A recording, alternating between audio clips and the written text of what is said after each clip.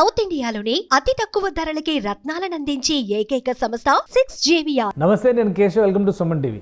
ఆంధ్రప్రదేశ్లో కొత్త ప్రభుత్వం కొలువు తీరింది, కొత్త శాసనసభ కూడా కొలువు తీరింది. అయితే మాజీ ముఖ్యమంత్రి జగన్మోహన్ రెడ్డి విషయంలో కోర్టు అంశాలు ఇప్పుడు ఇబ్బంది పెడుతున్నటువంటి పరిస్థితి కనిపిస్తుంది.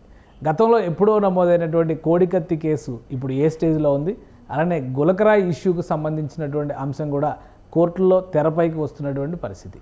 వీటికి తోడు జగన్ పైన ఇప్పటికే నమోదై విచారణలో ఉన్నటువంటి సిబిఐ, ఈడీ కేసుల విచారణను కూడా రోజువారీ విచారణ ప్రక్రియలో భాగంగా చేపట్టాలనేటువంటి డిమాండ్ రోజురోజుకి బలపడుతుంది. మాజీ ముఖ్యమంత్రి అయినప్పటికీ ప్రస్తుతం ప్రధాన ప్రతిపక్ష హోదా కూడా లేని నేపథ్యంలో ఒక సాధారణ ఎమ్మెల్యేగా జగన్మోహన్ రెడ్డికి ఎలాంటి అవకాశాలు ఉన్నాయి, ఇక నుంచి కోర్టుకి ఖచ్చితంగా హాజరు కావాల్సిందేనా? ఈ అంశాలపైన విశ్లేషణ చూద్దాం. మనతో పాటు సలీం గారు ఉన్నారు, అలానే బత్తుల రామకోటయ్య గారు ఉన్నారు. ముందుగా సలీం గారితో మాట్లాడదాం. సలీం గారు, ఇవాళ విచారణకు వచ్చింది, ముఖ్యంగా కోడికత్తి కేసుకు సంబంధించినటువంటి అంశం కోర్టు దృష్టిలోకి వచ్చింది, కోర్టు పరిశీలనలోకి వచ్చింది. ఏంటి స్టేటస్ ఏంటి? ఈ కేసు ఒక కొలిక్కి వచ్చేటువంటి అవకాశాలు ఉన్నాయి, ఎందుకంటే కోడికత్తి సీన్ కూడా బెయిల్ ఇచ్చారు కాబట్టి ఇది త్వరగా కన్క్లూడ్ అవుతుందని అందరూ అనుకుంటున్నారు. ఇవాళ పరిణామాలు ఏంటి? ఈ రోజు సాధారణంగా అతను ఏమంటారు, కోర్టు డేట్ ఉంటుంది కదా, వాయిదాలు ఉంటాయి కదా, ఆ వాయిదాల మీద ఆయన వచ్చాడు 21 జూన్ కేసు. ఆ వాయిదా మీద ఆయన వచ్చి అటెండ్ అయ్యాడు. అటెండ్ అయితే జగన్మోహన్ రెడ్డి లాయర్ కూడా అటెండ్ అయ్యాడు. కానీ జగన్మోహన్ రెడ్డి లాయర్ అప్పుడు జగన్మోహన్ రెడ్డి నాకు లోతు దర్యాప్తు కావాలని ఒక పిటిషన్ ఎన్ఐఏ కోర్టులో వేసి ఎన్ఐఏ కోర్టు కొట్టేసింది. సో దాని మీద అప్పీల్కి వెళ్ళాడు జగన్మోహన్ రెడ్డి. హైకోర్టులో అది పెండింగ్ ఉంది. సో దాని మీద వాదన ప్రతివాదన అయింది. నేను అదే ఎన్ఐఏ వాళ్ళకి కూడా ఇన్లైట్ చేశాను. అసలు ఒక రాంగ్ ప్రొవిజన్ మీద Jaganmohan Reddy lawyer case file చేస్తే మీరు ఇప్పుడు 6 months నుంచి మీరు కామ్గా ఉన్నారు, మీరు వైసీపీ కార్యకర్తగా పనిచేస్తున్నారు, ఎన్ఐఏ ఎంప్లాయీ కింద మీరు ఎన్ఐఏ ప్రాసిక్యూటర్ కింద పనిచేయడం లేదని కోర్టుకి కూడా ఇన్లైట్ చేశాను. వాళ్ళు కూడా ఇన్లైట్ చేశారు. వాళ్ళు చేసింది తప్పు ఏమంటే 482 సిఆర్పిఎస్ కింద చేశారు. యాక్చువల్లీ ఎన్ఐఏకి 482 మీద ఎంటర్టైన్ అవ్వద్దు బెయిల్ ఏదైనా ఆర్డర్, కానీ ఏదైనా ఆర్డర్ ఇస్తే సింగిల్ జడ్జి ఇచ్చే రైట్ లేదు, డివిజన్ బెంచ్ ఇవ్వాలి. ఇప్పుడు మన జనపల్లి శ్రీనివాస్కి బెయిల్ వచ్చింది, డివిజన్ బెంచ్ ఆర్డర్ ఇస్తే బెయిల్ వచ్చింది, సింగిల్ జడ్జ్ ఆర్డర్ ఇస్తే బెయిల్ రాలేదు ఆయనకి. సో ఏదైనా సెక్షన్ ఆఫ్ లా ప్రకారము ఏదైనా అపీల్ అయినా ఆర్డర్ అయినా ఏదైనా క్యాన్సిలేషన్ అయినా డివిజన్ బెంచ్ ఇవ్వాలి, సింగిల్ జడ్జి ఇవ్వరాదు. సో ఈ ఫర్దర్ ప్రొసీడింగ్ స్టే ఏముంది అది సింగిల్ జడ్జి ఇచ్చారు. సో అది మెయింటైనబుల్ కాదని కోర్టుకి ఇన్లైట్ చేశాను. ఎన్ఐఏ పీపీ కూడా ఇన్లైట్ చేశాను. సేమ్ ఫ్యాక్ట్స్ జగన్మోహన్ రెడ్డి కూడా ఇన్లైట్ చేశాను. నేను అడిగింది 1 week టైమే, మీరు 1 week టైం ఇవ్వండి సార్. నేను హైకోర్టులో అది వికెట్ చేపించేసి జగన్మోహన్ రెడ్డి ఇక్కడ వాంగ్మూలం తీసుకురాలి దాని మీద అంటే, మరి జడ్జి కాడ 1 week చాలా షార్ట్ టైం ఉంటారు సలీం గారు, మీకు 2 weeks ఇస్తాను, 4 July వరకు మీరు అక్కడ వికెట్ చేశారంటే మనం జగన్మోహన్ రెడ్డికి సమస్య ఇచ్చేస్తే పిలుద్దామని ఆయన అష్యూరించారు. అంటే 4th జూలైకి జగన్మోహన్ రెడ్డి గారు అటెండ్ కావాలా కోర్టుకి? మాక్సిమం ట్రై చేద్దాం మనం. సమస్య మరి రీషెడ్యూల్ అవుతుంది. ఇప్పుడు రీషెడ్యూల్స్ అయిన తర్వాత మరి జగన్మోహన్ రెడ్డి ఉన్నాడు ఇప్పుడు. అంటే ఫస్ట్ LW1 ఎవరు దినేష్ కుమార్ ఉన్నాడు కదా, ఆయన వచ్చి ఆయన వాంగులు ఇచ్చి వెళ్ళారు. LW2 జగన్మోహన్ రెడ్డి ఉన్నారు. దాని తర్వాత LW3 KNR ఆయన పి ఉన్నాడు, ఆయన రావాలి. ఫస్ట్ ఇది వికెట్ చేసిన తర్వాత 4th నుంచే మరి రీషెడ్యూల్ వస్తుంది. జగన్మోహన్ రెడ్డి కోర్టుకు వచ్చి వాంగ్మూలం ఇవ్వాలి. అదే మన చేసిన ఈ కేసుల ఏమంటారు మన పూర్తి ధరం. Right by. మీకు ఇంకొకటి గులకరాయి కేసు కూడా మీరే హ్యాండిల్ చేస్తున్నారు. సో ఆ కేసు పరిస్థితి ఏంటి? అతనికి కూడా బెయిల్ వచ్చింది కదా, సతీష్కి కూడా బెయిల్ వచ్చింది. సో ఆ కేసు పరిస్థితి ఏంటి? అది దీంతో పోలిస్తే అది సివియర్ కేసు కింద చూడలేమనుకుంటా, దాని పరిస్థితి ఏంటి? దాని పరిస్థితి ఏది లేదు. సతీష్కి అయితే బెయిల్ వచ్చేసింది. అది అఫెన్స్ 13 April అయింది. 13 Julyకి 90 days కంప్లీట్ అయిపోతుంది. 90 days లో వారు ఛార్జ్ షీట్ ఇవ్వాలి. ఛార్జ్ షీట్ ఇవ్వకుంటే మనం హైకోర్టుకి వెళ్ళి కాజ్ కూడా చేయవచ్చు. దాంట్లో సతీష్ కూడా ఒక ఫాల్స్ కేసు. దాంట్లో కూడా పెద్ద తప్పు ఏమంటే జగన్మోహన్ రెడ్డి విక్టిమ్ ఉన్నాడు, విక్టిమ్ వాంగ్మూలం ఇప్పటివరకు రికార్డ్ చేయలేదు పోలీసు వాళ్ళు. జగన్మోహన్ రెడ్డి అంటే ఎంత భయపడుతుంది, ఎలా భయపడుతుంది నాకు అర్థం కాదు. విక్టిమ్ వాంగ్మూలం రికార్డ్ చేయలేదంటే 161 స్టేట్మెంట్ అయితే నేను ఆ కేసులో కూడా కోర్టుకి అదే ఇన్లైట్ చేశాను. దాని మీద కూడా పీపీ ఏం ఆన్సర్ ఇవ్వలేదు కోర్టుకి. సో అదే గ్రౌండ్ మీద అతనికి బెయిల్ కూడా. ఒకటి 2 కేసుల్లో కూడా జగన్మోహన్ రెడ్డి గారు ఆల్రెడీ బాధితుడిగా ఉన్నటువంటి పరిస్థితి ఉంది. బట్ వాంగ్మూలం ఇస్తే ఒక కన్క్లూజన్ వస్తుంది అని ఆశిస్తున్నారు కాబట్టి ఎందుకు జాప్యం జరుగుతుంది? నిన్న మొన్నటి వరకు అంటే సీఎంగా ఉన్నారు, సరే రకరకాల కారణాలు ఉండి ఉండొచ్చు. బట్ ఇప్పటికైనా కానీ ఇది ఒక కొలిక్కి వచ్చే అవకాశాలు ఎంతవరకు ఉన్నాయి? అదే సార్, ఇప్పుడు జగన్మోహన్ రెడ్డి సింపుల్ పర్సన్ కాదు. మరి వీళ్ళు ఎవరున్నారు, ఏజెన్సీలో ఎవరున్నారు? ఏమంటారు ఎగ్జిక్యూటివ్ ఏమంటారు వారు ఇంప్లిమెంట్ చేయాలి కదా, అది వాళ్ళ డ్యూటీ. అది సెక్యూరిటీ అని ఎందుకు దొరకరు వారికి, ఎందుకు ఆయన భయపడుతున్నా నాకు కూడా అర్థం కాదు. ఇప్పుడు చూడండి కోడికత్తి కేసులో కూడా అలానే అయింది. మనకు ముందు వాంగ్మూలం ఇయ్యలేదు చార్జ్ షీట్ లో కూడా, మనం మరి ఫోర్స్ చేస్తే వాంగ్మూలం వచ్చింది. వాంగ్మూలం చూస్తే దాంట్లో పోస్ట్ మార్టం చేస్తే చాలా నిజాలు ఏమున్నాయి, మనం లాస్ట్ కూడా మీడియా కూడా చెప్పిస్తాం. సో దీంట్లో కూడా గుల్కరాయ్ కేసులో కూడా ఇప్పుడు కూడా జగన్మోహన్ రెడ్డి వాంగ్మూలం రికార్డ్ చేయలేదు. ఆయన వెల్లంపల్లి శ్రీనివాసరావు వాంగ్మూలం రికార్డ్ చేశారు, కానీ జగన్మోహన్ రెడ్డి వాంగ్మూలం రికార్డ్ చేయలేదు. మరి దీంట్లో ఓన్ సర్టిఫికేట్ తర్వాత ఇంకోటి సర్టిఫికేట్ వస్తుంది, మెడికల్ సర్టిఫికేట్, అది కూడా ఇప్పుడు వరకు పోలీసు సెక్యూర్ చేయలేదు. సో దాని మీద కూడా 14 జూలై. రైట్, రామ్ కోటే గారు, కేసులకి సంబంధించి జగన్మోహన్ రెడ్డి గారికి ఈ ముఖ్యంగా బాధితుడిగా ఉన్న కేసుల్లో ఫస్ట్ దాని గురించే మాట్లాడదాం. బాధితుడిగా ఉన్నటువంటి కేసుల్లో ఎందుకని వాంగ్మూలాలు ఇవ్వడంలో జాప్యం జరుగుతుంది? దీనిలో ఏమైనా రాజకీయ కారణం ఏమన్నా ఉండొచ్చా ఇన్ని రోజులు జాప్యం చేయడానికి? నమస్తే కేశవ్ గారు, ప్యానల్లో ఉన్న సలీం గారికి నమస్కారాలు. ముఖ్యంగా ఈ కేసు వాస్తవానికి ఆ కోడికత్తి శ్రీనివాస్కి జగన్మోహన్ రెడ్డికి మధ్య ఎలాంటి రైవల్ లేదు, ఫస్ట్ ఆఫ్ ఆల్. అదేవిధంగా జగన్మోహన్ రెడ్డి గారి యొక్క అభిమానం చెప్తా ఉంటారు కోడికత్తి శ్రీనివాస్ గారు. దాంట్లో ఆయన మీద ఆపాదించబడినటువంటి నేరం 307 చంపాలనే ఉద్దేశంతో చేశారనే ఒక 307 కింద ప్రధానంగా ఆయన మీద ఛార్జ్ షీట్ దాఖలు చేశారు.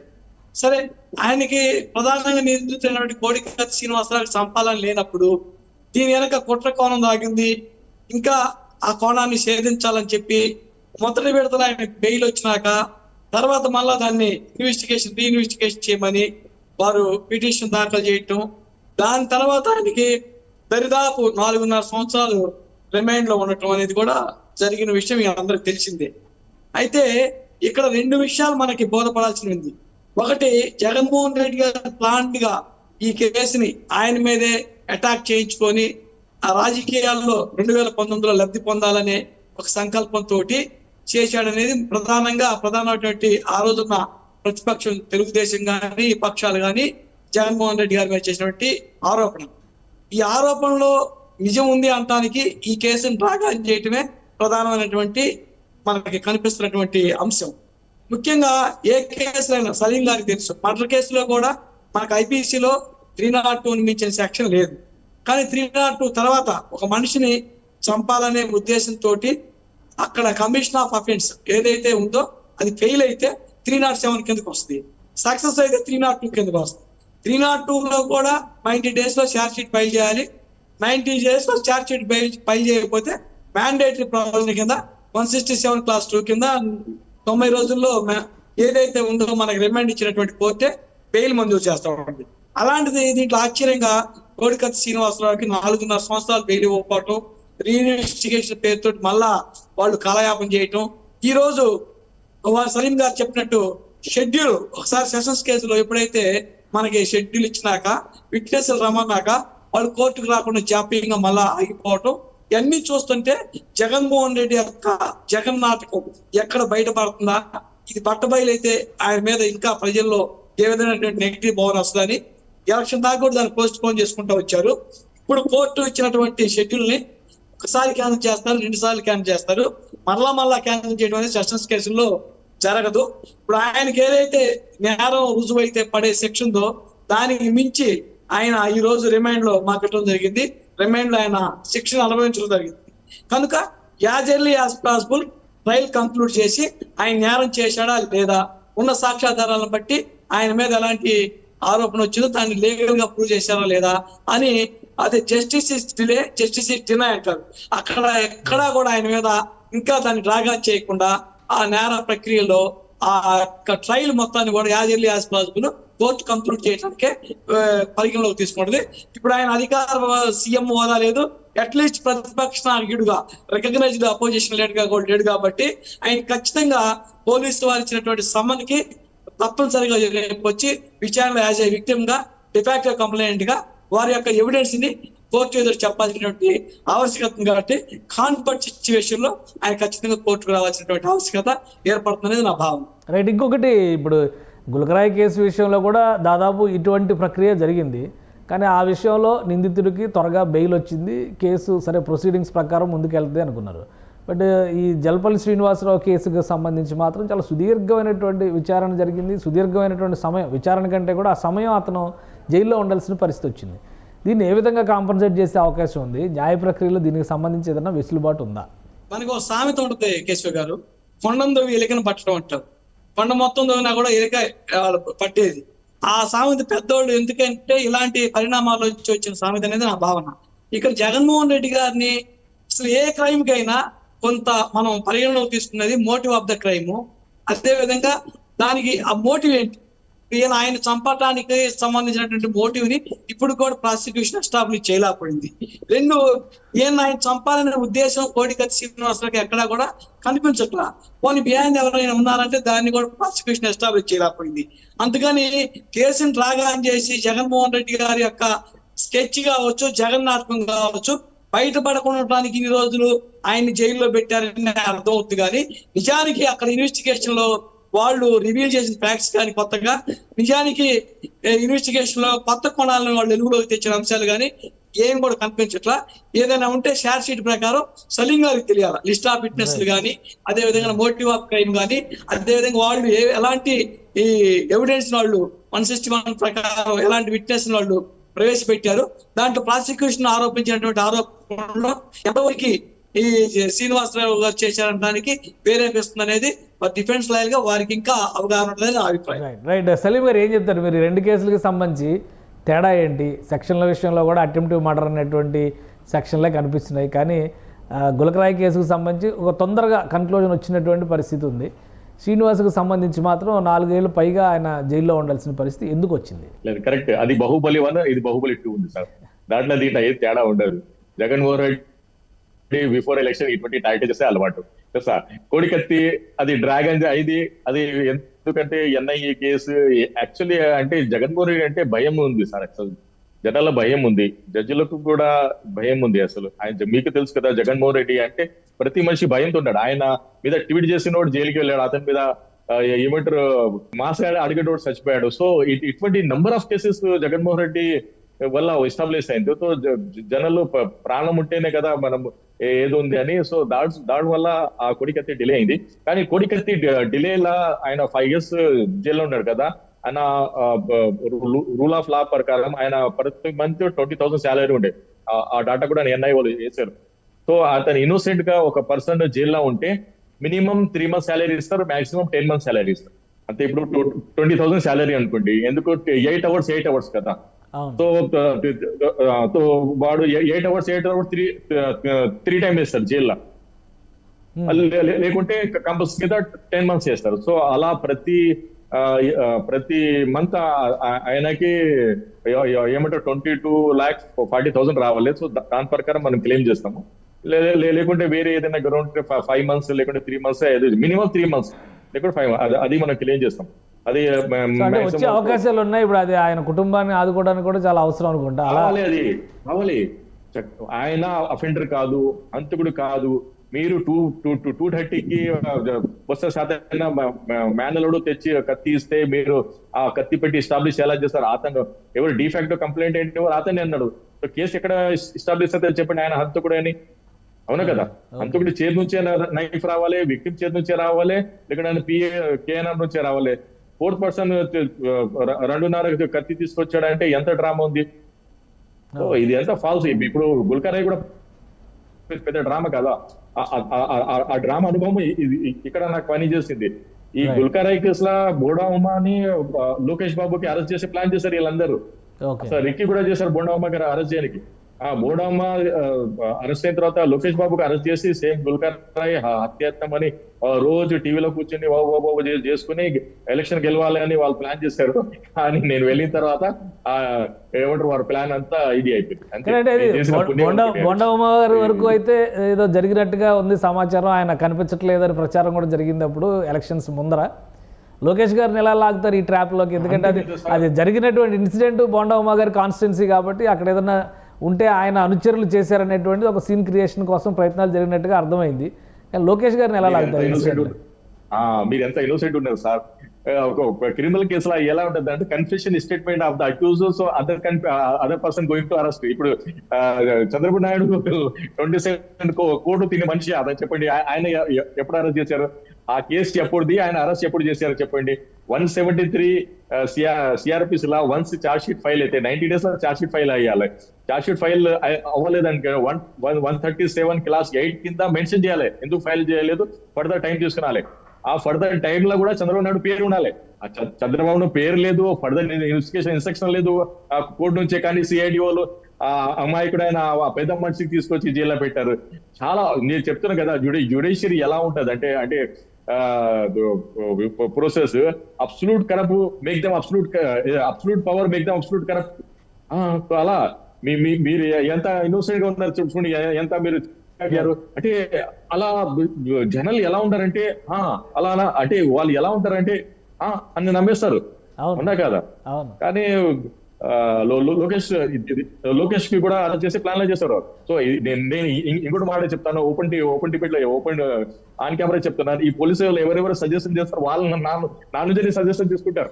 ఓకే ఓకే, బిఫోర్ అరెస్ట్ చేసేటప్పుడు ఎవరెవరు సజెషన్ అరెస్టులు కూడా జరుగుతాయి అంటారు చేస్తారు. ఎందుకంటే ఇది సెన్సేషనల్ నేషనల్ ఇష్యూస్ ఉంటాయి కదా, దీంట్లో అంటే లిమిటెడ్ పర్సన్స్ ఉంటాయి ఎటువంటి సజెషన్ ఇవ్వడానికి. రిమైనింగ్ వాళ్ళు లాయర్స్ ఉంటారు, కానీ వాళ్ళు చిన్న పని చేసుకుని ఏదో చిన్న విధానాల్లో చేసుకుంటారు. కానీ కొన్ని హై ప్రొఫైల్ కేసులు డీల్ చేసేటప్పుడు ఒక హై ప్రొఫైల్ లాయర్ ని అప్రోచ్ చేద్దాం. ఆ హై ప్రొఫైల్ లాయర్ నాకు ఫ్రెండ్ ఉంటాడు, వాళ్ళకి కూడా ఫ్రెండ్ ఉంటాడు. కామన్ ఫ్రెండ్షిప్ లో ఇవన్నీ నాకు లీక్ అయిపోతుంది అది. సో మీకు ఏమైనా అట్లా లీక్ అయిందా లోకేష్ గారు అరెస్ట్ ప్లానింగ్ జరుగుతుందని? 100% లీక్ అయింది సార్, అందుకే కదా లీక్ అయితేనే దాన్ని క్రాక్ చేశాను నేను. సేవ్ చేశాను. ఎందుకంటే ఇప్పుడు ఆ సతీష్ అన్న అబ్బాయికి వీవుల దుర్గారావు అసలు ఏం కనెక్షన్ లేదు. నేను ఫారెన్సిక్ ఎవిడెన్స్ అయినా ఉందా, వాళ్ళకి అతని కమ్యూనికేషన్స్ ఉన్నాయా? మనీ ట్రయల్ అన్నారు, మనీ ట్రాన్సాక్షన్ లేదు, ఫ్రెండ్షిప్ లేదు, ఫేస్బుక్ ఫ్రెండ్షిప్ ఉందా, వాట్సాప్ ఫ్రెండ్షిప్ ఉందా, ఏమంటారు ఇన్స్టాగ్రామ్ ఫ్రెండ్షిప్ ఉందా? నథింగ్. ఇతను ఏం ఫ్రెండ్షిప్ లేదు. ఇతను ఏమని చేసి ఆ విమలా దుర్గారావుకి A2 చూపించి A3 మన ఎవరు బోర్డమ్మ A4 లొకేషన్ పెట్టాలని ఇదంతా డ్రామా చేశారు. మీరు అర్థం చేసుకోండి. అతను బెయిల్ వచ్చిన తర్వాత 2 దినాలు అతను బెయిల్ క్యాన్సిలేషన్ లో పెట్టారు అదే జడ్జి. బెయిల్ వచ్చిన తర్వాత మరి మనము జామీన్ పెడతామా? జామీన్ కూడా నేను ముందే మైండ్ అప్లికేషన్ చేసి వాళ్ళ తల్లిదండ్రులకు పెట్టాను, వేరే వాళ్ళకి ఎవరికి పెట్టలేదు. ఆ జామీన్ మీద 4 దినాలు వాదన ప్రతివాదన అవుతుంది. జామీన్ వన్స్ బెయిల్ అయితే, మా లాయర్ గారు ఉన్నారు కదా, వన్స్ బెయిల్ అయితే ఏసీపీ వచ్చి అబ్జెక్షన్ ఫైల్ చేశాడు, ఈ సతీష్ అనే కుర్రోడు పారిపోతాడు అని. ఇట్ ఇస్ డాక్యుమెంట్, ఆయన సైన్ చేశాను. నేను అన్నాను ముద్దాయి నెంబర్ 3 అన్నాను. 445 పిటిషన్ మీద నువ్వు వచ్చి అబ్జెక్షన్ చేసిన లాగా డాక్యుమెంట్ ఉంది, దాని మీద కూడా మనం వర్కౌట్ చేస్తున్నాం. ఇక వెళ్ళిన తర్వాత దాని మీద కూడా మనం రిట్ పిటిషన్ చేస్తాము. 445 పిటిషన్ మీద ఏసీపీ అండ్ పీపీ కూడా రాడు. మా లాయర్ కూడా ఉన్నారు, సీనియర్ లాయర్ కూడా ఉన్నారు కదా. పీపీది ఏసీబీది పని లేదు, వాళ్ళు వచ్చి అబ్జెక్షన్ చేశారంటే ఎంత వాళ్ళు రూల్ ఆఫ్ లాని వైలేషన్ చేశారు, ఎంత అగేన్స్ గా పని చేశారు. మీరే ఫర్దర్ డేస్ లో మీరు చూస్తారు. రైట్, రామగౌడ గారు మీరు ఏమంటారంటే ఇప్పుడు ఒక చిన్న ఇన్సిడెంట్ ని పట్టుకొని లోకేష్ స్థాయి వ్యక్తిని ఆ కేసులోకి లాగడానికి అధికారం ఉంటే సాధ్యమయ్యేటువంటి ప్రక్రియన ఇప్పుడు సలీం గారు చెప్తున్నారు కొన్ని ఇన్సిడెంట్స్ జరిగినాయి, దానికి సంబంధించినటువంటి ఇన్ఫర్మేషన్స్ ఉన్నాయి, అది క్రాక్ చేస్తేనే ఈ అంశం బయటకు వస్తుంది అంటున్నారు. నిజంగానే అలాంటి పాసిబిలిటీస్ ఉంటాయా? ఖచ్చితంగా. ఎక్కువ పోలీసు వాళ్ళు అధికార పార్టీలకి ఏదైనా సరే రూలింగ్ పార్టీకి వాళ్ళ యొక్క ఇన్స్ట్రక్షన్స్ ప్రకారం చేయాలనుకున్నప్పుడు మనకి ఇండియన్ ఎవిడెన్స్ యాక్ట్ లో కానీ మన సిఆర్పిసిలో కానీ వాళ్ళు కన్ఫెషనల్ స్టేట్మెంట్ రికార్డ్ చేస్తారు. Basing on the confessional statement ని బేస్ చేసుకొని కన్ఫెషనల్ స్టేట్మెంట్ లో ఎవరైతే ముద్దాయి ప్రధానమైన నిందితులు ఉంటాడో వాళ్ళు పలానా ఎక్స్ కి వై కి ఈ క్రైమ్ లో సంబంధం ఉందని చెప్పి ఒక స్టేట్మెంట్ రికార్డ్ చేస్తారు. కో అక్యూజ్డ్ కూడా ఈ దీంట్లో ఇన్వాల్వ్మెంట్ ఉందని చెప్తారు. అప్పుడు ఒక కో అక్యూజ్డ్ యొక్క కన్ఫెషనల్ స్టేట్మెంట్ ని బేస్ చేసుకొని మిగతా అక్యూజ్డ్ కూడా టు బి అరెస్టెడ్. అదే ఇప్పుడు జనరల్ గా మనకి ఒక మధ్యవర్తినామా రిపోర్ట్ ఎక్సైజ్ కేసులు జరుగుతూ ఉంటాయి. వాటిలో ఒక నిందితుడు జరిగినప్పుడు అక్కడ పోలీస్ ప్రొసీడింగ్స్ లో మిగతా వాళ్ళకి ఎవరైతే టార్గెట్ చేయాలనుకున్నారో ఆ టార్గెట్ చేయాలనుకున్నటువంటి పీపుల్స్ మొత్తాన్ని కూడా వాళ్ళ మీద కూడా నేరం ఆపాదించడానికి సంబంధించినటువంటి అంశాలన్నింటినీ కూడా ఆ యొక్క కన్ఫెషనల్ స్టేట్మెంట్ లో పొందపరిచి మిగతా ఎక్కిజులను కూడా అరెస్ట్ చేస్తారు. అరెస్ట్ చేసిన తర్వాత అది న్యాయబద్ధంగా మన కోర్టులో కన్విక్షన్ వస్తుందా ఏ క్విటల్ వస్తుంది అనేది ట్రయల్ కంక్లూడ్ అయినా అందుకనే ఎవరి మీద ఒక నేరం ఆపాదించినప్పుడు వాళ్ళు దోషులు కాదండి. After all it is an allegation made against the persons. So the allegation it will be proved beyond the reasonable doubt through legal process. అంతే లీగల్ గా ఎప్పుడైతే మనం ప్రూవ్ చేస్తామో అప్పుడు మాత్రమే వాళ్ళ మీద కన్విక్షన్ వచ్చినప్పుడు మాత్రమే వాళ్ళని దోషులుగా చెప్పడానికి చట్టం పర్మిట్ చేస్తాం. అందుకే మనకి ఎలక్షన్స్ లో కూడా ఎన్ని కేసులు ఉన్నప్పుడు కూడా పోటీ చేసే అవకాశం ఎందుకుందంటే ఓన్లీ షార్ట్ షీట్ బేస్ చేసుకుని ఎలిగేషన్ చేసినంత మాత్రాన కాదు, వాళ్ళ కన్విక్షన్ వచ్చినాకనే ఎలక్షన్స్ లో కూడా డిస్క్వాలిఫై చేస్తూ ఉంటారు. ఇది మన చట్టంలో ఉన్నటువంటి పరిస్థితి. రైట్. రాంగోడి గారు ఇంకో విషయం చెప్పండి. ఇప్పుడు కేసులకు సంబంధించి ముఖ్యంగా సిబిఐ కేసులు ఒక 11 ఉన్నాయి, ఈడీ కేసులు ఒక 9 ఉన్నాయి. జగన్మోహన్ రెడ్డి గారి మీద ప్రతి శుక్రవారం కోర్టుకు అటెండ్ అవ్వాలి అనేది ఒక ఇన్స్ట్రక్షను. సిబిఐ ఈ కేసులన్నీ కూడా ఫాస్ట్ ట్రాక్లో డీల్ చేయాలని అనుకుంటుంది, ప్రతిరోజు విచారణకి పిలిచేటువంటి అవకాశం ఉంది అనేటువంటి చర్చ ఇంకో వైపు జరుగుతుంది. ఏంటి పాసిబిలిటీస్ ఏంటి? ఇప్పటివరకు ఏంటంటే సీఎంగా ఉన్నారు కాబట్టి కార్యనిర్వహణకి సంబంధించినటువంటి ఆటంకాలు ఏర్పడతాయి అనేటువంటి రీజన్తో ఆయన కోర్టుకి అటెండ్ కాలేదు. ఇక మీదట కోర్టుకి కంపల్సరీ అటెండ్ కావాల్సి ఉంటుందా? ఒకవేళ రోజువారీ విచారణ అంటే అది ఏ విధంగా ఉండొచ్చు? ఇప్పుడు మన న్యాయ ప్రక్రియలో పెద్దలు సలీం గారు కూడా ఉన్నారు. ఎక్కేజులు కొన్ని సందర్భాల్లో అవసరం హాజరవ్వాల్సిన పరిస్థితి వస్తుంది. కొన్ని సందర్భాల్లో వాళ్ళు హాజరు కాకపోయినా కేసు ట్రయల్ జరుగుతూ ఉంటుంది. మనకి ఎప్పుడైతే 313 ఎగ్జామినేషన్ కానీ కొంత ఐడెంటిఫికేషన్ ముత్తాయిని చేయాల్సిన పరిస్థితుల్లో కానీ వాళ్ళ రిక్వైర్మెంట్ ఉన్నప్పుడు ఖచ్చితంగా కోర్టు హాజరు కావాలంటే కొన్ని సందర్భాలు జనరల్ గా ఉన్నటువంటి ముద్దాయిల తరపున కూడా మేము 317 పిటిషన్ దాఖలు చేస్తా ఉంటాం. సరే, విచారణ అనేది మనకి గవర్నమెంట్ మారిన దాని వల్ల త్వరితగతంగా అవుతుందా లేదా మారకపోవటం వల్ల కొంచెం డ్రాగానే అవుతుందని బయట మన మార్కెట్ లో సర్క్యులేట్ అవుతున్నటువంటి న్యూస్ కి ఇక్కడ కోర్టులో జరిగే ప్రక్రియకి సంబంధం లేదండి. ఇప్పుడు కూడా విచారణ అనేది ఆ కేసు సంబంధించి ఛార్జ్ షీట్ ఫైల్ చేసినాక ఆ ట్రయల్ ఛార్జెస్ ఫ్రేమ్ చేసినాక ఎప్పుడైతే సంబంధిత విట్నెస్లకి మనకు ఉన్నటువంటి లిస్టెడ్ ప్రకారం వాళ్ళకి ముద్దాయిలకి ముందు మీరు హాజరు కావాలని చెప్తారు. తర్వాత ఆ విట్నెస్ సమన్స్ ఇస్తారు. ఎంతమంది అయితే లిస్ట్ ఆఫ్ విట్నెస్ ఉంటారో వాళ్ళందరినీ కూడా విచారించినాక తర్వాత డిఫెన్స్ తరపున ఏదైనా ఎవిడెన్స్ ఉంటే వాళ్ళు కూడా తీసుకున్నాక ఆర్గ్యుమెంట్స్ అయిపోయినాక ట్రయల్ పేజ్ చేసుకొని తర్వాత ఆర్గ్యుమెంట్స్ జరుగుతుంది. ఆర్గ్యుమెంట్ అయిపోయినాక ఎప్పుడైతే జడ్జిమెంట్ చెప్పాలనుకుంటారో పూర్తి చెబుతాయి. అందుకే ఆయన ముఖ్యమంత్రిగా లేడు కాబట్టి తొందరగా ట్రయల్ అయిపోతుంది, ముఖ్యమంత్రిగా ఉన్నందువల్ల ఇప్పుడు దాకా జాప్యం అయింది అనేది న్యాయ ప్రక్రియలో కరెక్ట్ కాదు. కానీ ముఖ్యమంత్రిగా కొన్ని సందర్భాల్లో రాకపోవడానికి ఎగ్జామ్షన్ వస్తుంది కోర్టు. ఎందుకంటే లా అండ్ ఆర్డర్ ప్రాబ్లం కావచ్చు, ట్రాఫిక్ నియమ నిబంధనలు కావచ్చు, అసెంబ్లీ సెషన్స్ కావచ్చు, వాటికి కొంత సాగు చూపించి తీసుకుంటారు. కానీ రిక్వైర్మెంట్ ఉన్నప్పుడు ఎప్పుడైనా ముఖ్యమంత్రిని అయినా ప్రధానమంత్రిని అయినా ఒక్క రాష్ట్రపతి గవర్నర్లు తప్పక చట్టంలో ఎవరికి కూడా ఎగ్జామ్షన్స్ లేవు. All are equal before the law. All are equal before the law అని ఆర్టికల్ 14 ఆఫ్ ఇండియన్ కాన్స్టిట్యూషన్ చెబుతుంది. చట్టంలో కూడా ఎవరికి కూడా ఎగ్జామ్షన్స్ లేవు. ఖచ్చితంగా ఆయనకి సంబంధించినటువంటి ట్రయల్స్ స్టార్ట్ అయితే విచారణ త్వరితగతంగానే కంక్లూడ్ అయింది. ఆయన నేరం చేశాడా చేయలేదా అనేది కోర్టుల ద్వారా తెలుస్తుంది. రైట్. సలీం గారు, మీరు ఏమంటే రోజువారీ విచారణ అంటే ఏం జరుగుతుంది? ప్రతిరోజు ఈ కేసు కోసమే విచారణ జరిపి లేదా సదరు వ్యక్తులు ఎవరైతే సంబంధిత వ్యక్తులు ఉంటారో వాళ్ళందరినీ కోర్టుకు రోజు రమ్మని పిలిచేటువంటి అవకాశం ఉంటుందా? ఉంటుంది సార్. ఇప్పుడు మన ఎన్ఐఏ కోర్ట్ కేసులో అయితే స్పెషల్ యాక్ట్ ఉంది 5B ప్రకారము. Day to day by day కూడా కదా, ఈ రోజు ఎంత కదా, డే టు డే హియరింగ్ చేయాలి. నా కేసులో 44 ఎవిడెన్స్ సరే రోజు 10 చేస్తే నా 4 దినాల్లో అయిపోతుంది. నేను అడిగేది కూడా కాదు, మీ నా ఏమంటే వ్యవహారం తెలుసు కదా, 4 to 5 క్వశ్చన్ అడుగుతాను. నేను ఎక్కువ అడగాను. ఎస్ ఆర్ నో అయితే అయిపోయింది ఇప్పుడు అంతే. నేను 2 hours ఏమంటే ఆర్గ్యుమెంట్ చేసే మనిషి కాదు. 2 minutes లో నేను కన్క్లూడ్ చేస్తాను.